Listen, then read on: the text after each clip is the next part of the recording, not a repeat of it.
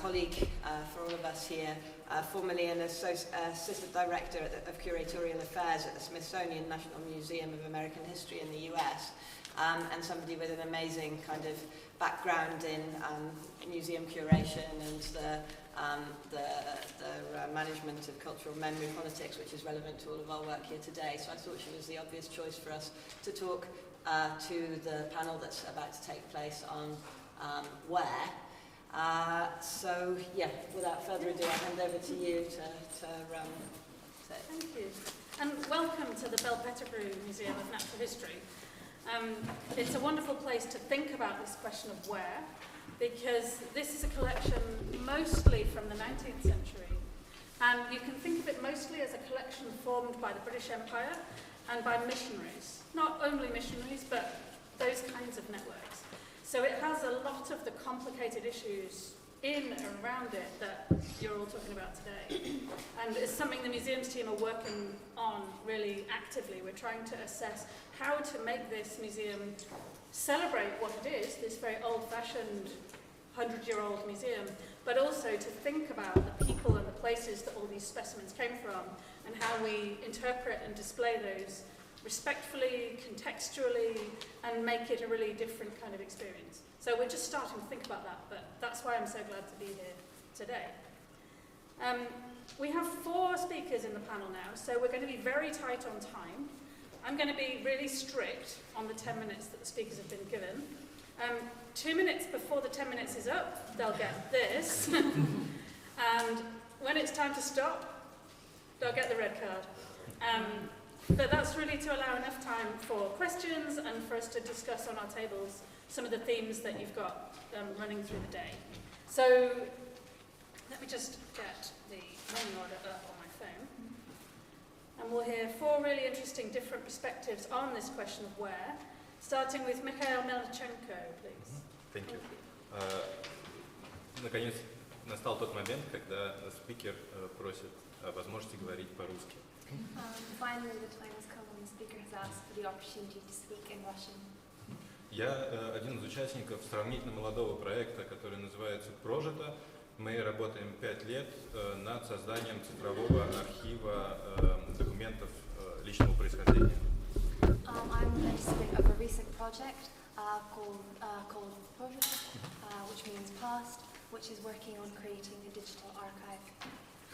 Изначально нашей задачей было создать техническую площадку, отчасти похожую на Facebook. Мы хотели создать текстовую базу данных, которая бы давала возможность работать с разными личными дневниками и искать по разным личным по дневникам. Our initial purpose was to create an online platform, the like of Facebook, which would facilitate demonstrating and making accessible various personal journals. И сейчас этот текстовый корпус включает в себя личные дневники 2000 людей и около 500 000 подневных записей с середины XVIII века почти по наше время. This platform now encompasses about 2,000 textual pieces, which include and 500,000 underground journals, which range from the 18th century to the present day. И я хочу немного поговорить о своем опыте, максимально близком вот к теме нашего воркшопа, о работе с наследниками и о работе с волонтерами. And today I would like to speak about my work in relation to the questions that we've talked about today in terms of people possessing heritage and volunteers. Поскольку мы объем работы, на который мы замахнулись, который мы перед собой поставили, он очень велик, и поэтому мы решили развивать нашу инициативу как волонтерскую. И с первых дней существования проекта мы стали искать неравнодушных людей, готовых нам помогать. As the scope of this project has been immense, from the very start we have been building this as a volunteer kind of led initiative, and we've been looking for people who are not apathetic to our cause. И с помощью социальных сетей и с помощью поддержки медиа мы довольно быстро сколотили большую рабочую группу, и за 5 лет, которые мы работаем, в проекте приняло участие почти 8 сотен волонтеров и несколько сотен студентов-практикантов. So over this time we have promoted our project through social media and various news outlets. Over the 5 years that we've been working, we've already 800 people have worked with us. И в основном это есть несколько крупных категорий волонтеров, которым была интересна наша работа, и в основном это были люди, далекие от академии, и несколько, я сейчас перечислю несколько групп. There are several kind of main categories from which our volunteers have come. A lot of them have come from non-academic fields, and I'll say what other categories. Во-первых, неожиданно с нами стали сотрудничать люди, покинувшие Россию и просто скучающие по русскому языку, и готовые помогать нам с расшифровкой рукописных текстов на русском языке. So the first category, quite unexpectedly, a lot of people took part that have left Russia and feel kind of nostalgic, miss country, and have helped us to decode handwritten manuscripts. Вторая категория людей – это люди, получившие гуманитарное образование, но с иными карьерами, то есть люди, потерявшие связь с интересной им тематикой.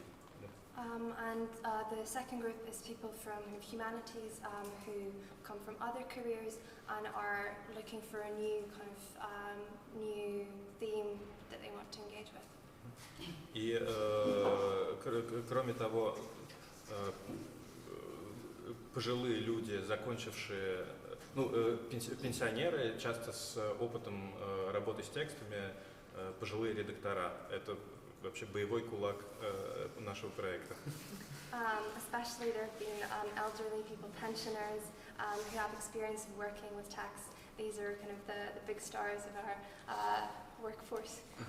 И неравнодушная молодежь, которая просто экспериментирует и готова некоторое количество своего времени, некоторый период своей жизни посвящать работе с рукописями.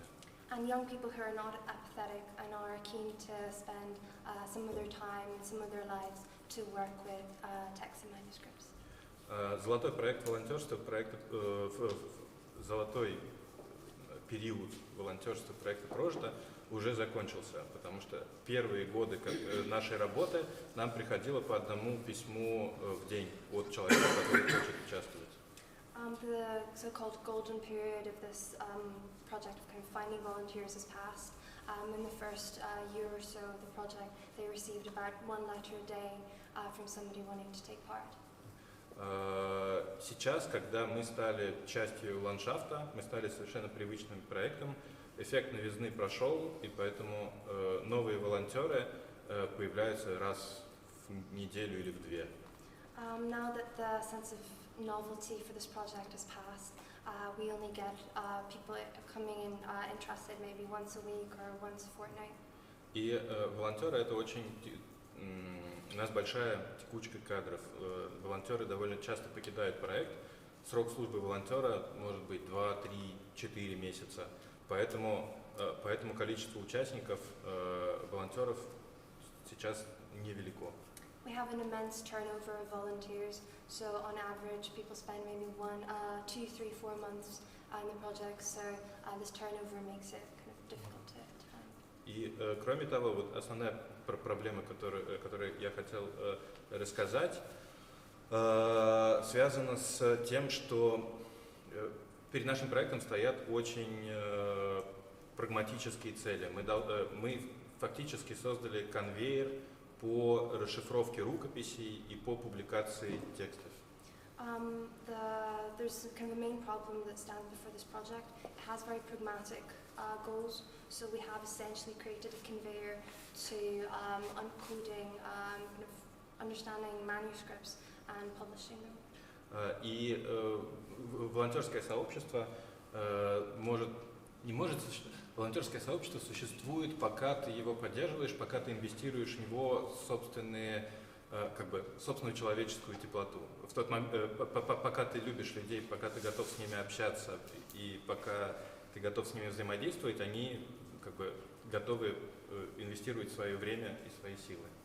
A volunteering project works while you continue to invest in people, kind of show them kind of human warmth and love.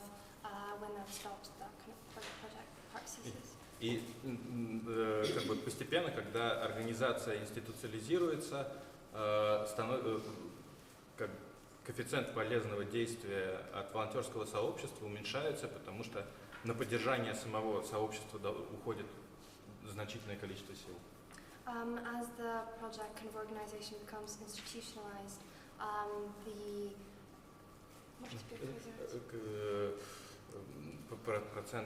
Коэффициент полезного действия, как коллеги. Продуктивность. Productivity kind of goes down and people feel like they're able to gain less. И довольно похожая ситуация в взаимодействии с авторами и наследниками семейных архивов, с которыми мы работаем. And it's a similar situation with the people kind of that have heritage and are related to the people that are working with us in the archives. Потому что для того, чтобы опубликовать дневник, мы на время создаем некоторую рабочую группу, с которой кураторы этого дневника довольно плотно взаимодействуют. For the time that it takes to publish a journal, we create a group which the curator works in order to make this publication feasible. И складываются человеческие отношения, складывается что-то похожее на дружбу, и когда проект заканчивается, есть некоторое нарушение ожиданий. So in this time, kind of human connections, bonds, and relationships form. So when the project ceases, there is sort of a breach and kind of expectations aren't met. И выход в этом для нашего проекта выход из этой проблемы лежит, как мне кажется, как я думаю, в инструментализации нашего взаимодействия и больше его формализации. So I think that the way out of this kind of situation, of this problem, is to instrumentalize and формализации and formulate this problem. Да, и мы стремимся к созданию. Для меня это печально звучит, но мы действительно стремимся к созданию инструментов, которые бы позволили людям принимать участие в нашей деятельности без плотного взаимодействия с командой. So it pains me to say this, but what we're trying to do is kind of create instruments and instrumentalize this project, which would make it possible for it to work without direct kind of human contact. Да, потому что в тот момент, когда если мы превращаемся в организацию, в которой люди работают профессионально, то есть люди, которые получают зарплату за свою работу, они часто не хотят, чтобы у них складывались близкие отношения с большим количеством участников. So for becoming this kind of professional organization where people are paid for what they do, they often don't want to have kind of very personal relationships with the people that they work with. И поэтому мы сейчас разрабатываем инструменты по отдалению от мира. So at the moment we're kind of building ways of kind of instruments of trying to distance ourselves from the world. Мне кажется, мои 10 минут закончились. I think my 10 minutes are up. Thank you. Thank you. Thank you. Really interesting, thank you. So next up we have Maria Korolkova, who's going to talk 10 minutes, please. Yeah. So thinking about Slavic studies goes public, and thinking about the question of this panel, which is where, I think the first thing that comes to mind, which is important, and which is also problematic, is where this public engagement takes place. And, for example, where are we now? And how does this influence us? So to do this sort of fossils and stuffed animals, maybe 100 years old, interact with our public event? Do they interact with our impression of how the event went? And do they actually influence our outcomes of what we think of the event and what we think of the results of the event? So space really matters.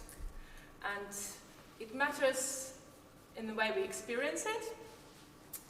It also matters in a way who can access the space and how they access the space. And it also matters in the way do we need to sort of pay to access this space. Think about the fact that, I mean, had you had to pay for this event, would you have come, or, you know, immediately this idea value for money comes in, because all our public events take place somewhere, and these places we either need to rent or we either need to sort of get from the university or any other bigger public organizations. So with this ideas in mind, I've prepared sort of three angles of where, which I'm going to discuss with you based on the public events that I've curated throughout my career, and they are mostly, so I'm mostly researcher and curator of exhibitions and film festivals and film seasons, and I've done my work, and usually I do work somehow related to Russia or post-Soviet space or Soviet space or Imperial Russia, but I curate that abroad, outside of Russia, so mostly London, but I also have done events here in St Andrews, also in Paris, in Centre Pompidou, and in various locations in sort of Europe and the UK.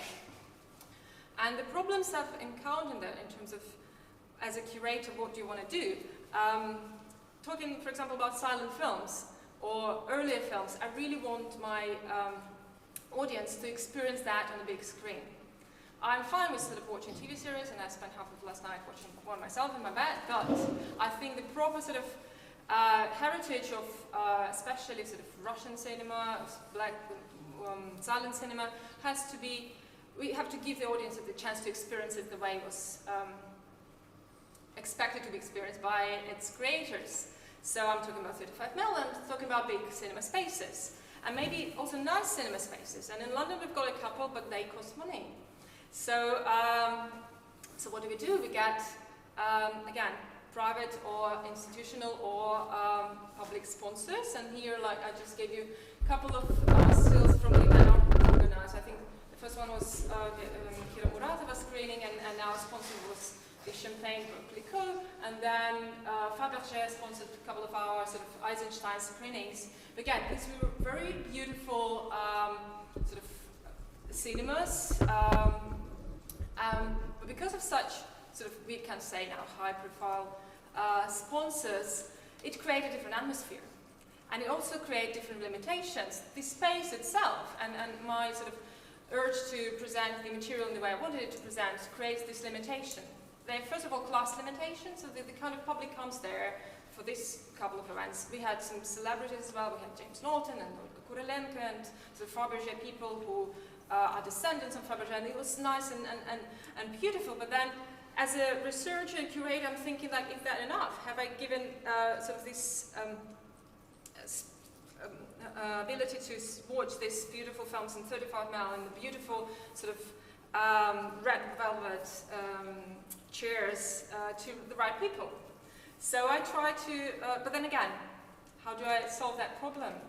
I curate also in various other locations, and again, for Eisenstein's October and the Russian Revolution Centenary, we decided to do a large-scale screening of Eisenstein's October with the London Symphony Orchestra at the Barbican Hall. It was sold-out screening, beautiful, with the original score by Meisel, with the Frank Strobel conducting it. Again, who goes to these kind of events, to the classical music, at least in London, at least to Barbican? There are a couple of sort of liberal, sort of interesting, intellectual, middle-aged, young people, but the majority were people who are older. Right, so then again, I created myself another sort of age limitation. Age, sort of, is it discrimination, is it not? I don't know. This is again the provocation, the questions I want to ask. And I have, again, initially very right, which I thought intention, I just want to show this film the closest way it was, and the most beautiful and the most sort of engaging way I can in these circumstances. And for that, we also, again, need sponsors. So I'm continue talking here about this economics of where. There was a really interesting point, again, different audience really needs different pitching. When I curate that, I also need to press or, journals and magazines to write about it, bloggers, to reach a younger audience. It's not just pensioners who get it in their LSO sort of brief for the next couple of months by post. So again, I go to the bloggers, and then again, this another separation of whether I could reach them or not. These are all these questions that actually just the space dictates and nothing else. So this is one of the problems that comes with the idea of where, and I'd just like to move to a second one. And I'm sorry about these maybe provocative images. I use them for purpose, but because we need, thinking about where, and especially about Slavic studies, we really need to think about the politics of where. And this kind of questions that the same space, the same place, like Crimea for this, for example, which is like now a hot topic, can be politically charged, can be charged really, can mean various connotations that unfortunately can offend certain type of audiences and certain types of public. For example, one part of this picture can offend even in this audiences, and I'm sorry if I have offended someone, but I never mean that. Again, as an academic, I just want to present a critical and existing point of views on this problem, but sometimes making events on such controversial topics or these offenses can come through. And again, one picture can offend one part of the audience, another can offend the other part of the audience. There might be a part of the audience who will be offended why there's no Crimean Tatars there, or why there's no Soviet symbolic there, or why there's no ancient Greek symbolic there. And as a researcher and as a curator, how do you deal with that? Do you want to consider that? How do you actually create that critical, non-biased environment in which to present your work or the work you chose to talk about on this and that event? And again, I don't have an answer to this question. I only have sort of probably a series of anecdotes, and again, which really surprised me, because sometimes I talk about these topics to the academic community, and even academic community not always is welcoming and critical and understanding. There was a conference where I attended, which about the sort of language conflicts in Russia, in Ukraine, and multilingual societies. Yeah, and where the hottest debates were about the preposition, how we talk in Ukraine, so in Russian, things like that. That's the second problem concerning where. And the final problem, which I call sort of aesthetics of where, when we present our research and our public engagement, we not just talk about the space we are in, the space, sort of political space we exist, or geopolitical, but also present some kind of spaces per se, and what kind of spaces are there. So, and what kind of, again, because we're talking about national or sort of Slavic, national communities here, we represent Russia or Ukraine or other country outside of its borders on a global or international level. So are we responsible for the images that we represent?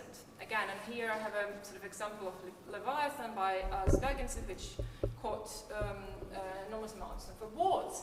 But it seems now it has this monopoly on sort of, at least in the West, and I don't know, I'm talking about maybe London public, or monopoly on how the Russia is represented, contemporary Russia is represented in a way of sort of visual imagery here for majority of people, because awards mean something.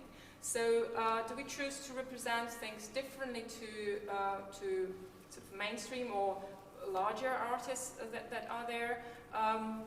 And how do we solve this problem? So the final picture here is from my upcoming project, not this one, which is actually about St. Petersburg, and this is one of the pictures, part of the exhibition that I'm going to curate this Rosphoto archive, and it's from the Kinoklub Zierkala, sort of, yeah, which I will try to sort of represent St. Petersburg and London. We are sort of communicating spaces there through unusual points of view, again, but through different wares, different spaces. So thank you so much. Thank you.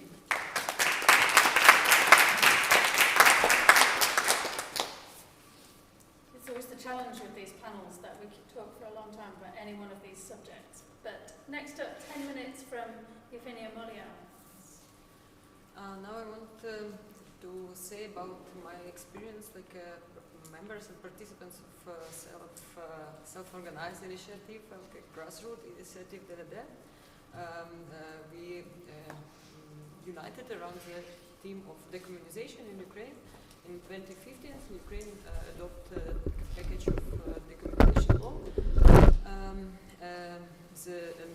This implementation primarily touched to preserving Soviet-era cultural heritage, especially public art, monumental art.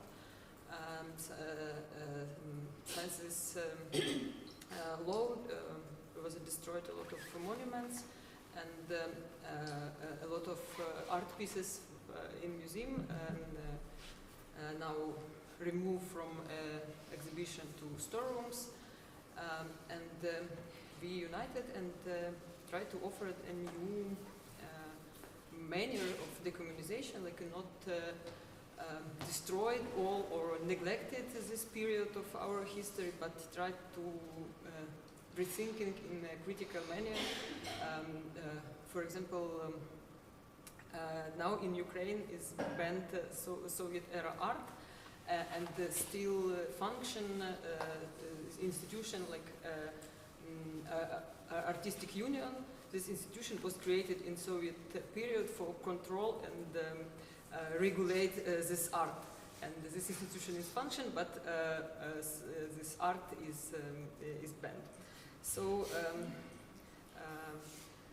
now I want to say about several projects in museum, in local history museums, because it's mostly part of Soviet legacy too, and how we try to find this new method of representation, the Soviet history and Soviet artifacts in this museum.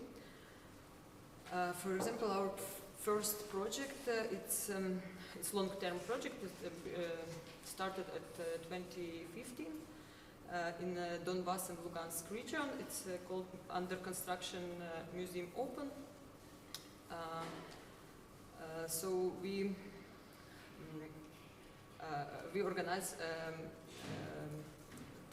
short-term exhibition, Svitlograd Museum. This idea of this project based on like a mythological story of city Svitlograd. It's based of Lugansk area, and locals from this area told us about three cities, three exist cities, Severdonetsk, Lysychansk and Drubizhne, where function huge chemical plants, like a triangle, and in Soviet period, in the 30s, wants to organize a huge triangle of these cities and called it Svitlograd. And we're gathering some stories about this period and organize on the base of Lysychansk Local History Museum this temporary exhibition, Museum of Svitlograd City. For example, we tried to rethinking the traditional of commemorative art in Ukraine, but because now we use this Soviet period tradition to organize commemorative space and commemorative object in public sphere, in public space. So we combined in one exhibition the Soviet era sculptures of sculptor Mazhaev and contemporary painting by Ksenia Gnilitska, and in this manner we want to show how this this Soviet sculpture lost their ideological potential and some declarative manner and looks like more vitality or something. Another point of our activities is hidden history. For example, we organize exhibition in Sergei Prokofiev Memorial Museum. It's situated near Donetsk, in small village where Sergei Prokofiev was born and lived in childhood. Sergei Prokofiev wrote a very detailed autobiography, and this autobiography used for organize exhibition in her memorial museum. But in 80s, not all aspects of Sergei Prokofiev life can show in museum exhibition. For example,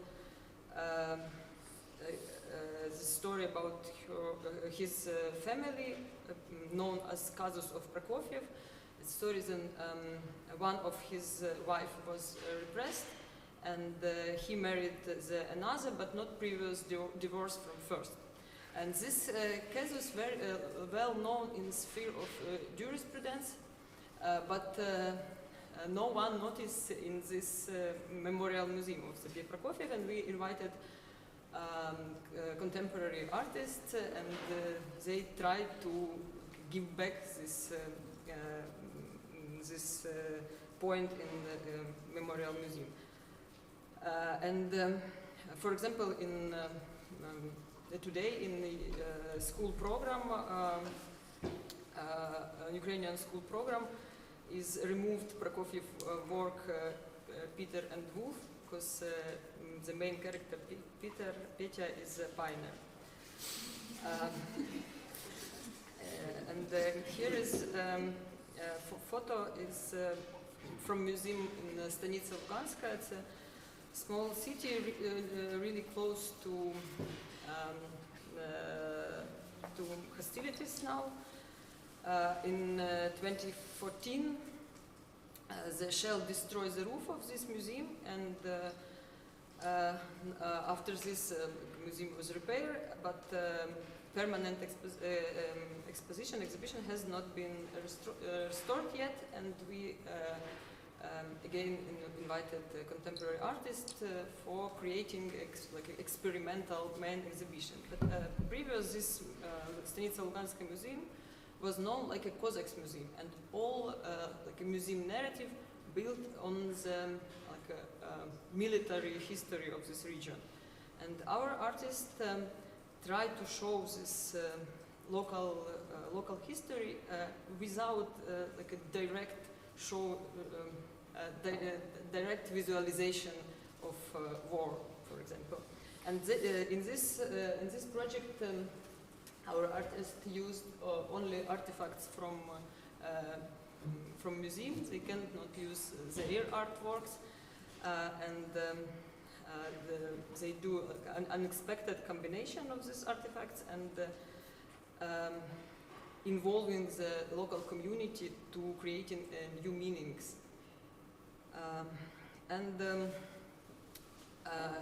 The last, last project is still now. It's a project in a community museum. When just the decommunization was, the decommunization law was passed, the authority, politics and the members of Institute of National Memorial says about creating a special museum for Soviet era heritage, but this museum does not exist. And that's why we started work with Community Museum. It's a museum created in the Soviet period in the 1985, like a museum of Soviet art. It's situated in a small village in Zhytomyr area, maybe 100 kilometers from Kiev. It's situated in a village where live 300 people. But museum is really huge. It's his collection is more than 3,000 objects of Soviet paintings, sculpture, and graphics. Last year we tried to actualize this museum because we want to show that this part of our history and our heritage we can't total delete, but we try to teach each other how we can exist with this our tragic and dramatic part of history. And we organized a department of contemporary art in Committee Museum and invited curator and artist Nikita Kadan, and we organized 6 short-term exhibition. This program called Attitude Gesture, where we show in dialogue Soviet art, Soviet art and contemporary art, and we try to rethinking. It's a blind point in rethinking Soviet era history and Soviet era art. And in August last year, some local, regional, from Zhytomyr local deputies started a campaign against our activities in museum because we used word Soviet in our program. Because from 90s, this museum renamed a museum of fine art, Committee Museum of Fine Art, because our original name of this museum, Committee Museum of Soviet Art. And in our activities, we decided to use original name because our gesture, attitude gesture, working with specific Soviet period art, and we use this original name only in our social media and Facebook and Instagram page. And Zhytomyr regional deputy started this company against our activities because they think that we organize some Soviet era propaganda, and they never was in museum and never seen our exhibition, but they decided it's a propaganda and organized a huge pressing for us and especially for museum director and museum management. Now, yes, and now they decided, the museum management decided to stop any cooperate with us, and I don't know, maybe we never can continue our project in this museum, but I hope. Thank you. Thank you. Thank you so much. It's always complicated when governments get involved, for sure. I'm sorry to have to cut you off short there. We'll bring some of that up in questions. So our fourth speaker now is Jamie Rann, and then we'll have time for some questions. So listen to those that are thinking of those questions. As I'm right on the end, I'm actually going to stand up. So I think about a PowerPoint.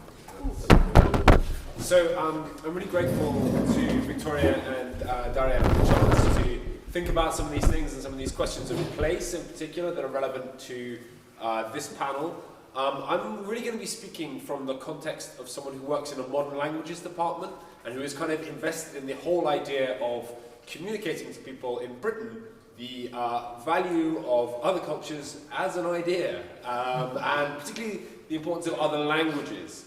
So I'm not going to be talking about a specific project, but I'm going to be probably talking quite metaphorically about ways we think about how we communicate with the broader public about foreign languages. So we were asked to respond to an image of a site of engagement, and so what I've done there is just a little Google map of every Polish shop in Glasgow, which is where I live, and I've raised the kind of this kind of in Britain fairly iconic image of the Polski sklep for two reasons. The first of them is I think it's a way in which the landscape has changed in my lifetime, and the way we interact with foreign languages has maybe changed in ways that haven't been acknowledged in my lifetime. And the second is because I think this metaphor of the kind of East European goods store is a really bad one for what we do as academics. And I want to kind of push back against that idea of us as importers, exporters of kind of cultural ideas from elsewhere and offering them up for purchase to a UK audience. I think there's a kind of assumption that the university and the modern languages department operates as this kind of little beacon of diversity, of lots of cultures being together, and tries to transmit that into a monocultural environment. And this may be my own hang-ups, but I think there is an assumption, right, that the university is the place that has knowledge, has cosmopolitanism of some sort, and it's trying to kind of communicate that to a broader monocultural world. And I want to push back against that idea and hopefully find ways for us to engage with new audiences who are perhaps more receptive to different ways of thinking about foreign languages and other languages. So, can I have the next slide? So, on the top corner there's this image which is of Maxwell's demon. You may have heard of Maxwell's demon, which is about the second law of thermodynamics. I really don't understand Maxwell's demon or the second law of thermodynamics. But what I'm interested in is this metaphor of place, of the idea of, it's a thought experiment about moving high energy and low energy particles. And there's this imaginary demon that has control over which particles go where. And I think sometimes as academics we put ourselves in the position of this imaginary demon who has sort of some control over the movement of information and kind of energy about a culture. I think it's interesting being in this museum, which is obviously about material things that have been brought from elsewhere and then shown to people, because I think in the world we live in today, that idea of transporting isn't such a useful metaphor for what we do anymore. I was thinking, because of my map of Polish shops, I was thinking of Sarah Young's map of Russian London, which some of you may have seen, of sites of Russian interest, and I was thinking about Giertzen. Giertzen is toiling away in London and sending back call the bell to Russia, and people are grasping this underground journal, and it's giving them information, and it's some amazing thing, and then it's suppressed. And as you're all aware, that's not how censorship works nowadays, and something like Russia today is a good example of this. Censorship works not with the limiting of information, but it works with the overloading of information. So we live in a space where people always already have access to information, say about my area of expertise, Russian culture. So I'm not like a demon who can control what they have access to. All I can try and do is help them kind of pick a way through this morass of information that people always already have. They've got the internet, they can already watch all the Russian films I can show them. So what is my role to be? I'm not presenting them anything new.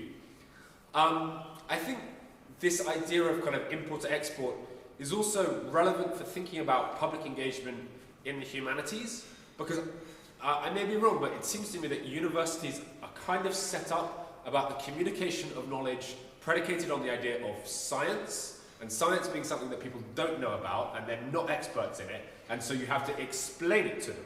And so you bring it out of the sort of mystery box of the university and into the world. Now what I do is I teach people about books. And people already read books. So I don't need to persuade them about what a book is or tell them what a book is. People already read Russian books. They've probably read Russian books that I haven't read. So there's nothing new that I can bring to them in that regard. And so we've got to move away from this assumption of like communicating, transferring some new thing to the public. They're already engaged in culture, right? We have to think about different ways of what we do. So, continue on this model of the kind of people we're engaging with are already in a diverse situation. We're not bringing anything new to them. I've pulled up this table here, which is in a kind of specific Scottish situation of, excuse me, what the main home languages of primary school pupils in Scotland is. It's pretty hard to see. Now, obviously, you can see that massively the largest number there is English. But the takeaway I want to have is quite how diverse the rest of it is, right? There's hundreds and hundreds of school children who are growing up speaking a range of different languages, and they all have friends who know that they speak those languages. And so the visibility of like linguistic diversity is actually much higher than we think.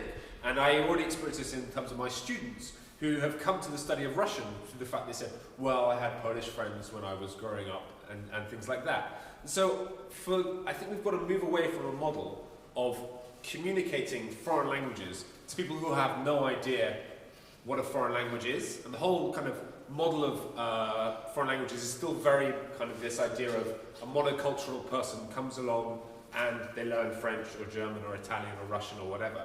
Whereas actually I think if modern languages wants to kind of rescue itself from the fairly precarious position it's in, we heard again today that another university shut its modern languages department, University of Sunderland, that was today, or yesterday. It has to try and engage more with people who are already invested in the idea of linguistic and cultural difference and embrace that what we have in our communities already in terms of linguistic diversity and cultural diversity as a way of engaging them in what we do in kind of the study of a country like Russia. Go to the next slide. I just want to pivot now to the specifics of the Scottish situation. So I live in Glasgow, and I think Scotland is a really interesting example of a different path we can take when trying to interest people in foreign languages, because Scotland is going through a real process at the moment of thinking about its own linguistic identity and heritage. So a good example of this would be they recently released on Duolingo Scottish Gaelic, and 150,000 people have downloaded the Scottish Gaelic. Yeah, I did too, right? Yeah. Most of these people are non-Scottish native academics, but some of them are Scottish people who are necessarily rethinking what their kind of native language is, because Scottish Gaelic obviously has some kind of claim to a position of native language. You can also see it appearing more in the physical environment in Scotland. So police cars have the word police written on them in both English and Gaelic, and maybe in some future case Scots as well. But what I'm trying to say is that there is a conversation going on in Scotland about what Scotland's linguistic identity is. And I think those of us who are involved in teaching foreign languages have to try and get hold of some of that energy of a country that's willing to think about its own identity and its own linguistic position. I just want to finish, therefore, but I wonder if we click on that link, will it work? Yeah. So one of the things, a project that I've just started on that I want to work on is I'm working, doing translation workshops, working with English poetry, also Russian poetry, working with asylum seeker and refugee communities, because I'm interested in people who already, I think the kind of message that that I am invested in about being interested in other cultures, people have already lived this reality, right? People who have moved countries have already experienced questions of what their language really means to them. And I really urge people who are interested in the question of working with these vulnerable communities to look at this RISE manifesto, which was written in Australia, about what it means to work with these different communities. And I'll just scroll down if I can, and I'll share this with people. And then it's this idea of point 6, just to return it back to place. It's not a safe space because you say it is. So thinking about what it means if we go out and try and engage with people who are already invested in a kind of linguistically diverse society, if we go into spaces that already belong to them, do we have the right to then define what they mean and say that this is now a kind of space which I'm going to use as well? So I'll just finish there, I guess, on that word of warning about as you try and enter into those other spaces, who has the right to define. Thanks very much. Thank you. All right, so 4 really wonderful short talks there, and what I thought was really fascinating was in different ways they're all about the relationship of people to spaces. So it's not just the space, it's who's in the space and what kind of community is in the space, and how much they get to determine what happens and how much other forces outside the space get to determine that. So we'll take questions in groups of maybe 2 or 3, and we've got about 10 minutes for questions with the whole group, and then we'll go into our tables, because sometimes that's easier to discuss in smaller groups. So are there any questions? Can I ask another one, Michelle? Ты можешь поделиться инструменты по отдалению от мира? Это что, what are instruments of alienation control? Before you answer, could we just get the question translated? Can you please share with us the instruments of Just инструменты по отдалению от мира, instruments of alienation from the world. Не сейчас ответить. Сейчас ответить. Yes, we'll No, take another question. Right? Yeah, we'll take another question or two, and then any others? Sure. I felt like all three talks was somehow engaged with the question of being on the edge of are we doing academic projects? Okay, let's start with and sorry. I was thrilled by when you said that it's not when you said that you don't feel confident of being a person who, brings the knowledge into the society. So I just think that other people here sitting there was somehow also speaking about that, because I know that Misha's project for a lot of, for a couple of years, from the beginning, for more than 5 years, I guess, for around 5 years, was set outside of academia at all, and was just recently moved to European University in St. Petersburg. And also, your practice is not academic at all. So I'm just wondering, maybe my question is, it's to you, Janie, in the end. So what do you think is the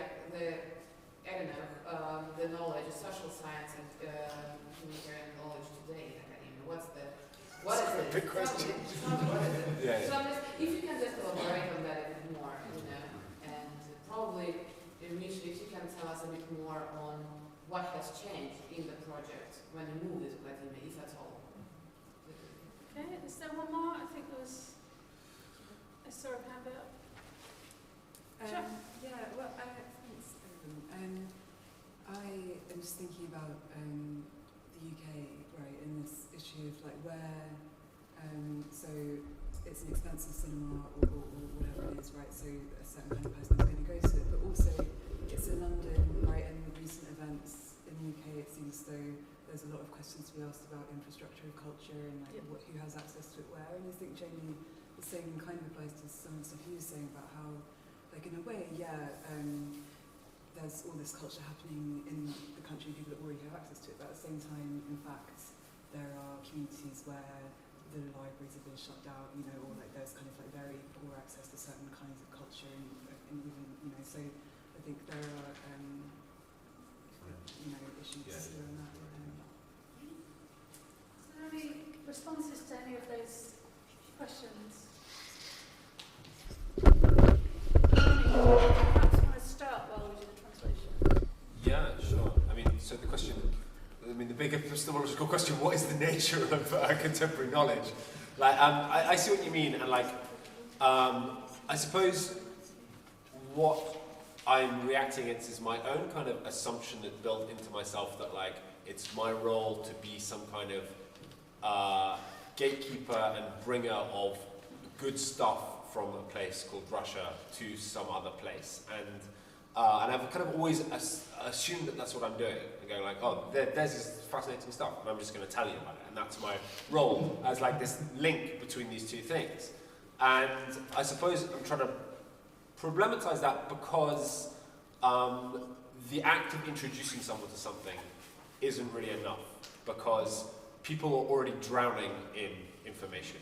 People, all of us have more than enough stuff, stories we can read, links we can click on, things that we can find out. So our role and our responsibility, because we do have expertise, and I'm not trying to dismiss that, it has to be different somehow. It has to be kind of cleverer in how you frame the access that people have to things, how you help them make decisions about kind of relating themselves to things that happen outside of this country. I think the work that some of the other people in this room are doing, kind of communicating Russia to non-Russian audiences, are helping them precisely navigate rather than necessarily acquire new things. And so maybe, I mean, these are all just metaphors, but maybe that's the direction that we have to move into. I don't really know is the answer. Yeah, it's a huge question. Yeah. And museums grapple with this a lot because universities have a particular view of how you engage the public and how you have impact from research that's actually very different to the way the museum sector in general thinks. So something I find really interesting is the way that there's this sort of mode in universities which is different. Can I just add to that? Because even something reflecting on what you asked about, so your idea that you actually cannot offer nothing new in this environment where everything is everywhere. Yeah. I mean, which is true in a way, but I think what the same environment dictates is the new form, and this new form is everyone is obsessed with is experience. And this is also the way that it is, like, thinking about spaces, because we don't see spaces quite on a distance now. We need to move through and to experience, like secret cinema has become huge now. It is really a phenomenon, but why is that? So the idea of thinking of space have moved inside this sort of all this sort of 5D, 3D, whatever experience. And for example, and it can work on unexpected links. Also quite interesting that, like, what do you introduce to people who already know that language? Well, I just screened the Georgian musical, The Melodies of the Vera Quota in 35mm in this new Lumiere in London. The audience was packed with Georgians who were, like, actually sitting there crying there because they never seen that in 35mm, because they always would see that on the sort of television when they would, and they loved it so much, and there was then a huge feast, and as Georgians do that. So it was really a cultural experience, including sort of food, nostalgia, genuine experience of 35mm, which they haven't done before. So actually we built something up, even to those sort of immigrant communities.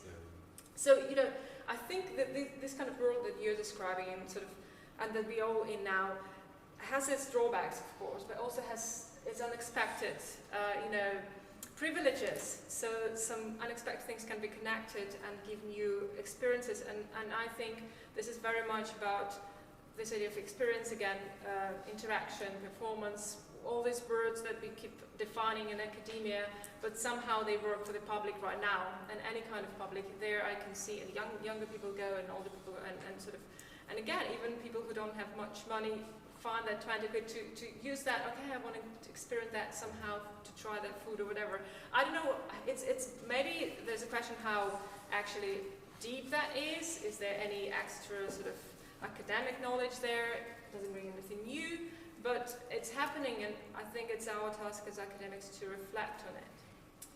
And Misha, there was a couple of questions for you about your work.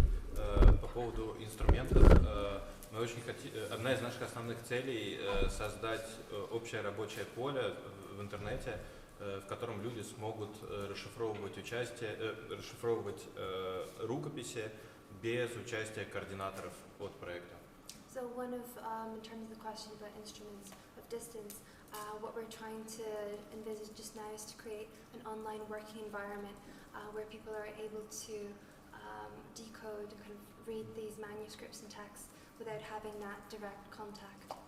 И, к примеру, создать робота для Телеграма, который бы взаимодействовал с участниками, высылал им фрагменты для работы и проверял их работу тоже без человеческого участия. For example, we're in the process of creating a robot which would use Telegram to send those documents to the person, and then after they work through them to also verify them, again without that direct human connection. И это связано с тем, что такие проекты привлекают большое количество людей, которые просто хотят общаться и быть частью какого-то сообщества, но при этом они не очень заинтересованы в целях этого сообщества. This attracts a lot of people who are interested in the project, but not necessarily in kind of the cause. Вот. И по поводу того, что мы стали частью университета, вот мы